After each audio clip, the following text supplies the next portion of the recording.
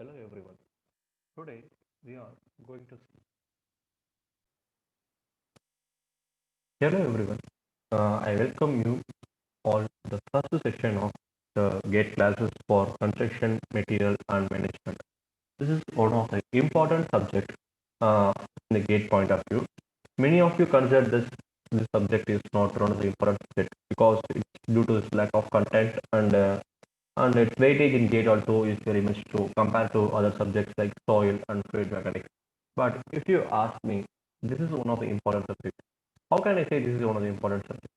Mainly because the content of the syllabus is very much low and it's easy to understand also. It's very much easy to understand. So as a result, you can score well. Even if it's 2 marks or 1 mark, it plays a vital role in our GATE exam. As you all know, this is one of the common subjects which we will be following for both engineering service exams and for GATE exam. But if you consider engineering service and GATE, the syllabus will be like little bit different. In engineering service, we will be discussing much more topics like labor, safety, and welfare. But if you look at the GATE perspective, it's coming at a topic of construction, material, and management. So as a result, it will be discussing only on uh, in these lectures, we will be discussing only on construction management only. So in this construction management, we will be discussing mainly of about 4 topics. The first topic like project management and network theory. Second topic will be like PERT and CPM analysis. And third one will be like cost analysis. Fourth one is construction management like contract, tendering, rate analysis. This is one of the major 4 topics which we have to focus for GATE. If you are studying for engineering service also, we have to study one little bit 2 more topics for extra. One is equipment, second one is labor safety and welfare. This is one of the new topics added recently. So let's quickly jump into that content of it. Before that, I'll request everyone to make a proper notes by keeping a notepad and a pen with you to make a proper notes of content. It will be helpful in the long run. Instead of just keep on looking at the video, if you make a proper notes, it will be helpful for you to read and recall whenever the time you need. Okay, so let's get into the topic.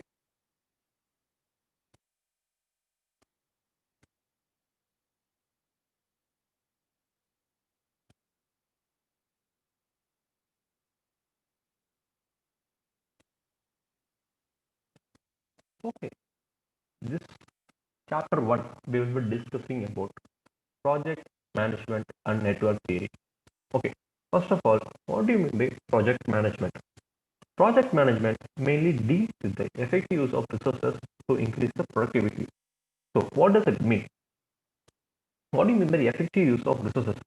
So, in case of construction project, resources is mainly or human resources and material resources and moreover money.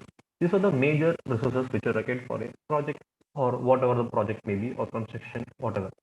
So, if you look at the material like cement, sand, coarse aggregate, and fine aggregate sand, okay, whatever, and materials required like all the materials like construction equipment, it will come into play. So another one is human roles because construction is mainly depend upon human activities.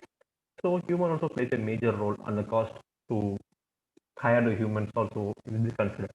So uh, the ultimate use of effective resources will lead to increase in the productivity of the entire project. So this is let's jump into the objective of the project manager. If you consider the objectives of the project management, it mainly consists of major 2 objectives. One is project should be completed at minimum time, the minimum capital investment. So what do you mean by that? The project should be completed in minimum time. Though the approximate duration for construction house will be around like what, or 3 to 4 to 5 months. So it should be like minimum time so that the time required for construction also should be minimum. So proper time management should be done so that better use of resources can also be done. Okay, with the minimum capital investment. So minimum capital investment meant what does it mean? If the cost of construction project is around 1 crore, though then we have to use that on grow in an effective manner. If the cost of goes beyond that, though the contributor who is the head of the project, the contributor is going to give the money, will be thinking like what we are going to do, how will we doing that. So if the initial capital investment is much more higher, then the capital investor will keep on thinking whether we have to take this project or not. So it will lead to a problem. So minimum we have to keep a minimum capital investment and also a correct capital investment for a proper project. Next is of optimal use of available manpower and resources. It's also one of the major objectives, as it denotes that we are to use the option of manpower. Manpower is what the human resources who are all working for a construction project. So the manpower should be like optimum use. So if for a construction work, if a number of manpower for a number of skilled laborers required is like 10 laborers, so we have to use 10 laborers in optimum way for getting the proper output. If you are going to use like 15 laborers or 20 laborers, more than 10 laborers, so the cost of each labor is go on adding to the project cost, will ultimately lead to increase in the overall project cost. And with reducing the manpower to less than 10 also increases the burden of the work manpower, burden of the labor, and ultimately lead to the problem and some controversies among themselves also. So we have to use optimum number. The optimum number plays a major role, and optimum use of resources also should be done. Like for a construction of a slab or column or whatever the project may be, we have to use optimum use of resources. Like if a number of swim bags required per batch is around 10 or 20, you have to use that optimum resource. If it increases the beyond that particular limit of the cement bags, the cost of cement bags is goes on adding to the project, and it will lead to some problem. If the number of cement bags added to a particular batch of work is less than 10 or less than the desired amount, less than the optimum value, it will lead to the decrease in strength or the reduce the quality of the work. So the optimum value use of manpower and resources also plays a major role. These are the major two objectives of the project management. So next step, we will be discussing about the phases of the project management. What do you mean by phases of the project management? It's nothing but what are the things which we will be doing for the entire project will be segregated into three segments. Majorly, there are three phases for a project management: the planning stage, scheduling stage, and controlling stage.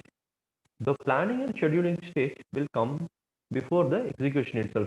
This can be done before the execution of the project. Controlling stage will be doing after the execution of the project.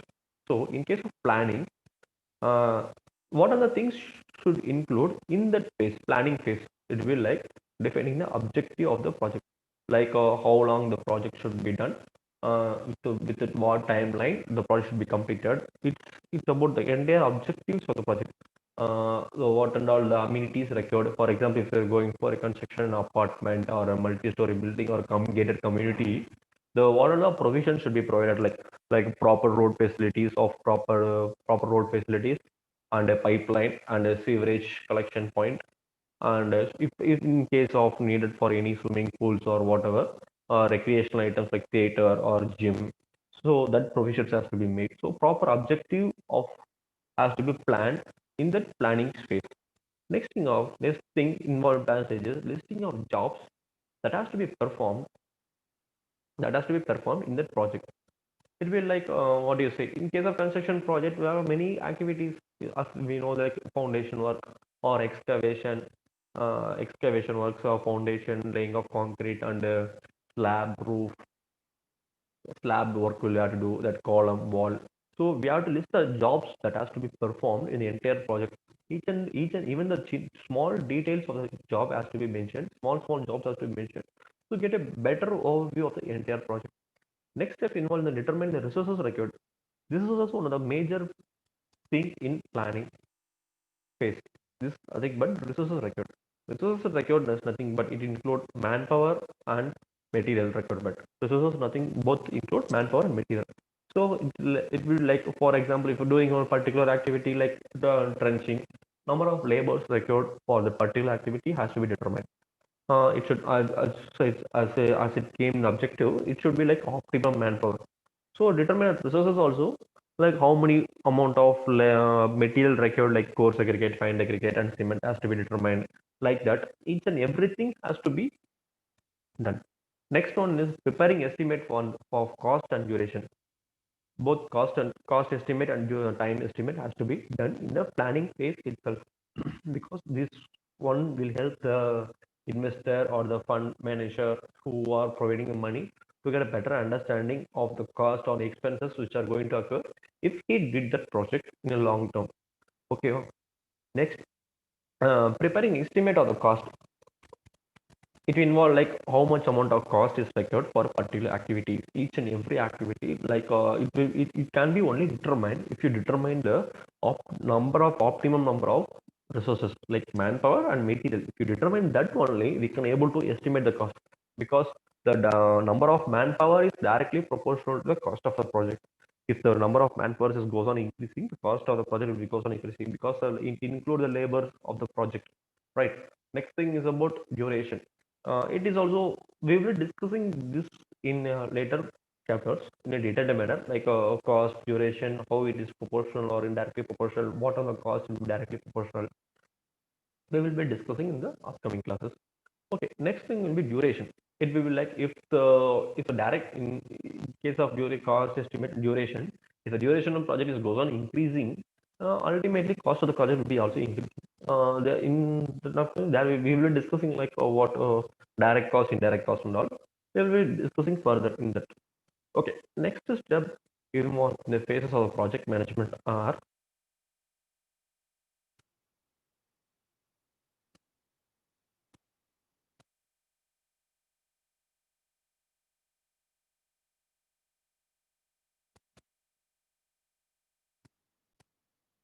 This thing we will be discussing about scheduling. It is also the phase two involved phase two of the project management. It involves allocation of resources such as time, uh, such as resources such as time, material, space, human, and technology of the jobs used. Here, what they are trying to tell is that it will be determined like allocation of resources for such as material, like what are the materials to be required, number of cement bags, like coarse aggregate. In case of bricks, what kind of bricks we are going to use, like fly ash brick or cement bricks, or what the normal regular bricks, or on the in case of horizontal blocks also, we are what kind of bricks or material we are going to use. Next thing is technology, like what kind of technology whether we are going to use for volumetric batching or weight batching techniques, or we are going to adopt hand mixing, or we are whether going to do with mixing of concrete mixers. We have to adopt proper technologies, and in case of large quantity of concrete, we can go for ready mixed concrete also. So we have to involve allocation, proper allocation of these things has to be done in the scheduling phase. Next thing, it involves in the assigning and starting and completion date to each and every activity to proceed in a logical sequence. This is one of the important thing in the project management. It comes to the scheduling stage. It involves in the assigning of starting and completing date. It indicate when one work or when an work should start and when an work should end. The activity is nothing but a job. When and work activity should, for example, in case of laying a foundation, it's let us consider take around 10 days. So it is in that project management, in the scheduling phase, you have to determine at what date this foundation work has to start, and on what date and foundation has to end. It involves all that thing. We have to complete all that work, the foundation work, in that particular assigned 10 days. It should not go beyond that, and it should not go, most probably it should be within that time itself. It will be good. If it goes beyond that, means we have to do some alternate arrangements or things. And most importantly, all the activities which we are going to do should be in a logical sequence. What does it mean by logical sequence? In case of building, in construction building, first step that generally we follow will be like clearing of excavation, clearing of bushes, and removal of trees in that construction area, and leveling of land. Next thing will be like marking of the end, marking for the for the excavation purpose. Next we will be doing like excavation for foundation purpose, or for trenches activity. So these things will be follow in a chronological order. If without doing that particular activity, we cannot jump into the next thing. uh, uh, jump into the next thing. So we have to follow a logical sequence in assigning the activities and proper duration based on that requirement of that activity. Some area, for example, if some area is like bushy and more trees are there, so time required for clearance of that particular area or preparing that particular area will be like more, because more trees and more bushy area, they have to after that trees to proper removal have to be done, and leveling has to be done. In certain areas like where the surface is clean or the land is clean, where much more cleaning, trees removal are very much less, the time required for that kind of activities will less. So based on the site also, the time allocation will be varying depend upon activity to activity and depend upon project to project. Next thing involves in phases of project management are controlling phase. In this phase, it involved a determination of deviation of basic plan and their effects on project. So this thing controlling phase is only done in the execution part. Okay. So in the case of execution part only. So what they're trying to say is in the planning and schedule stage we have determined the amount of labor requirement, resources requirement, time requirement. If any deviations occurred, which can be only determined at the time of execution only while the project is carrying on in case of while constructing a column. If any deviation occurs, if number of material requirement is goes on increasing, if calculations gone wrong, if labor used it wrongly, so the material requirement will goes on increasing and labor requirement, if we predicted wrong number of labors in initial phase, but due to some client requirement, the project has to be changed a little bit. So we have to find out the deviations. Deviations is already we determined on particular path. If any changes occur, we have to deviate from that path due to some obstacles. So what are all deviations occurs in the project? How we have to analyze how this kind of deviation affects on the entire project. For example, if we determine that overall project duration 6 months and the duration required for excavation and foundation laying is around 1.5 months, be let us assume that like 1.5 months. So if any delays occur during this phase, this will affect the entire project duration. So what will be like, it will expand that project duration. So proper necessary steps has to be carried out in avoiding this kind of delay or material resources requirement or labor requirement. Proper deviation should be done and proper analysis has to be done how it affects the entire project. Okay, next, if some is since it is a live project and many things may happen here and there, like COVID situation, many projects got delayed. So we have to, next thing is we have to be prepared and do the proper replanning and rescheduling has to be done for that if any deviations occurred. So in this case, as we all know, due to this COVID pandemic, many construction projects got stopped because of lot of labor availability and material proper, not proper supply of material. So the project manager and the head of the project next has to be look into the deviations, and the project replanning and rescheduling has to be done for that in order to compensate what and all the things has to be done. Proper things rescheduling has to be done. Understood? Okay. Next. So major this is one of the important topic. We will be discussing each and everything in this topic in a detailed manner in our upcoming videos. Okay, next thing, techniques used for project management. So basic techniques used like bar chart. WBS means work breakdown structure, and network methods. Under network methods, we will be dealing with PERT, CPM, LESS, TOPS, scans, and index. This is a common network method. Many more advanced methods are available, but these are the common. Mostly, we will be discussing about PERT and CPM in network methods because it's one of the important things. One of the most probably we can expect questions from GATE from PERT and CPM and work breakdown success. In these three techniques, major techniques like bar chart, work network methods, each and everything will be having some like advantages and their own disadvantages. Okay, we will be discussing in detail next video.